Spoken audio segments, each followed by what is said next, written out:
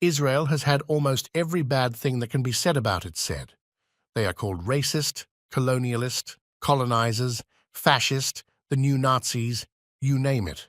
They have been accused of wanton murder and ethnic cleansing, apartheid, etc. Even so, the word genocide has rarely been hurled at Israel in the past. Only the fringe margins would call Israel's past actions genocide. The reason is that it is utterly ridiculous. The Arab population in the region has increased dramatically over the last 100 years. Far from annihilating the Arabs, Israel has developed the land to the point that it can support a massive increase in population. However, recently not only have Palestine supporters used the word genocide frequently, they have made it nearly ubiquitous. Why? By no possible truthful definition can Israel be accused of perpetuating a genocide against the Palestinians. The only reason someone would falsely accuse Israel of genocide is to justify genocide against the Israelis. On October 7th, Israel's southern defenses were rendered useless. Their massive security structure collapsed for nearly 12 hours before the area was resecured by the IDF. With the state apparatus non-functional, thousands of Israelis were left to the mercy of invading Palestinians from Gaza. The world would soon learn that mercy was something the people of Gaza lacked.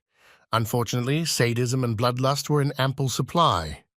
With thousands of Gazans behaving like the Reavers from Firefly and the largest mass murder of Jews in a single day since the Shoah, it became undeniable that the intentions of Hamas specifically, and the Palestinians more generally, is genocide against the Jews of Israel. The events of this day were so horrific in terms of the atrocities committed, and the genocidal intent demonstrated that the supporters of the Palestinian cause simply had no choice but to accuse Israel of something worse in order to justify their continued support. In order to downplay and justify this, they are falsely accusing Israel's counteroffensive of being a genocide. By using the word genocide to describe a military operation that seeks to avoid killing non-combatants while necessarily destroying an organization as evil as the Nazis that seeks to murder every last Jewish man, woman, and child in the region, they can devalue the meaning of the word genocide.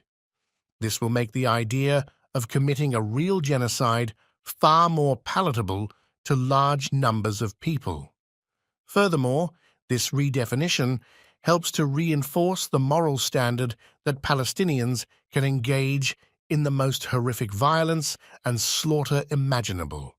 And it's not as bad as when Israel launches a defensive military operation that attempts to adhere to the laws of war.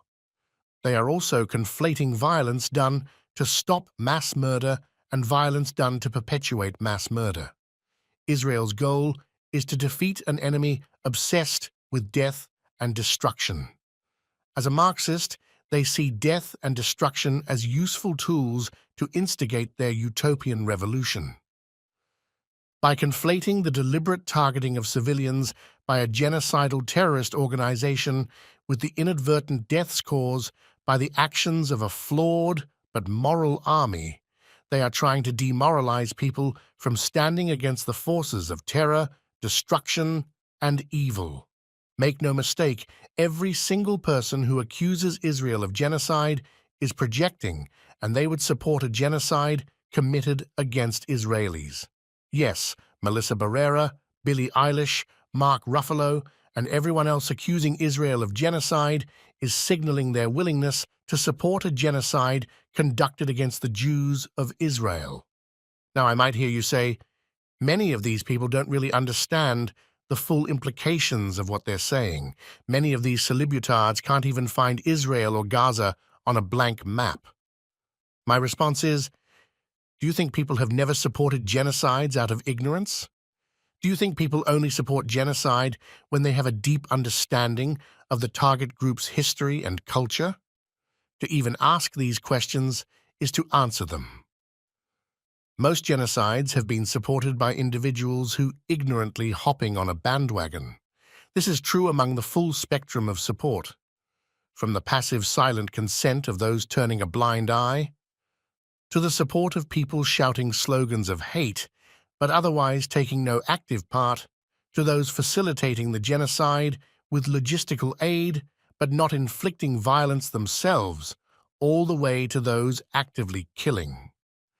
Historically, many genocides have only been loosely organized by a small cabal of knowledgeable leaders, with the vast majority of the actual killing being done by masses of willfully ignorant followers.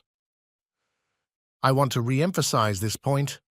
The vast majority of those calling for a cease in Israeli operations would support, to one degree or another, the genocide of the world's largest Jewish community.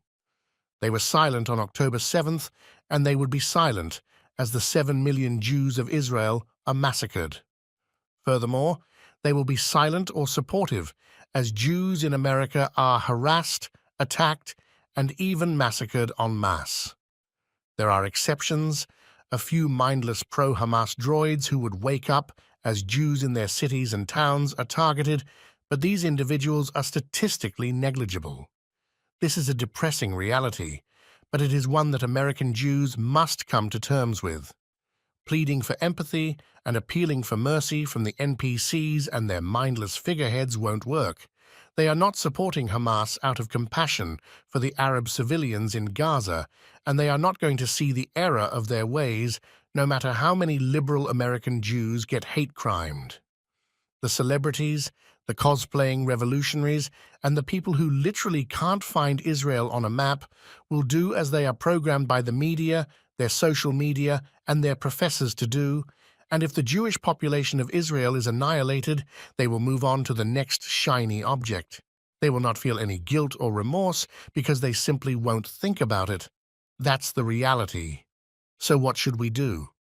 First, it must be understood that anyone who accuses Israel of genocide is lying. They are deliberately lying about genocide. They must not be given any kind of the benefit of the doubt. They must be called out for being liars. You must also make clear that you know why they are lying, to show support for one of the most evil organizations on earth. Secondly, you must project an aura of strength. Do not show any doubt in the righteousness of your position. The fact that they have to literally lie about genocide to justify their position is proof of the moral bankruptcy of their position. You have the moral high ground, and you need to make clear that you know it. It can be disheartening to see so many people being hoodwinked into standing on the side of evil, but the quality of those standing with good is so much higher. Don't give up hope. Believe that truth will win out in the end.